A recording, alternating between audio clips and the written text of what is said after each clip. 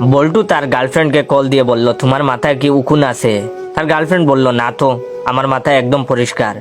ওসব কেন আমার মাথায় থাকবে? তুমি জানো না আমি কত যত্ন করি আমার চুল। বল্টু বলল, হ্যাঁ জানি তো, কিন্তু আমার তো মনটা খারাপ হয়ে গেল। তখন তার প্রেমিকা বলল, কেন, কি হয়েছে? তখন বল্টু বলল, একটু আগে রেল লাইন ধরে হাঁটছি, তখন দেখি একটা লোক তার স্ত্রীর মাথায় উকুন বের করে দিচ্ছেন। তার প্রেমিকা বলল, তারপর? বল্টু বলল, আমার কাছে এতটা রোমান্টিক লাগলো, খুব ভালো লাগছে। আমি তাদের সঙ্গে কথা বললাম, তখন আরো ভালো লাগলো। তখন তার প্রেমিকা বলল, তাই নাকি? বল্টু বলল, হ্যাঁ। বল্টু বলল, তারপর মনে মনে ভাবলাম, আমার স্ত্রীর যদি মাথায় উকুন থাকতো, তাহলে আমিও তো তার মাথা থেকে উকুন বের করতাম, দুজনেই হাসতে হাসতে গল্প করতাম। তখন তার প্রেমিকা বলল, সত্যি বলছো?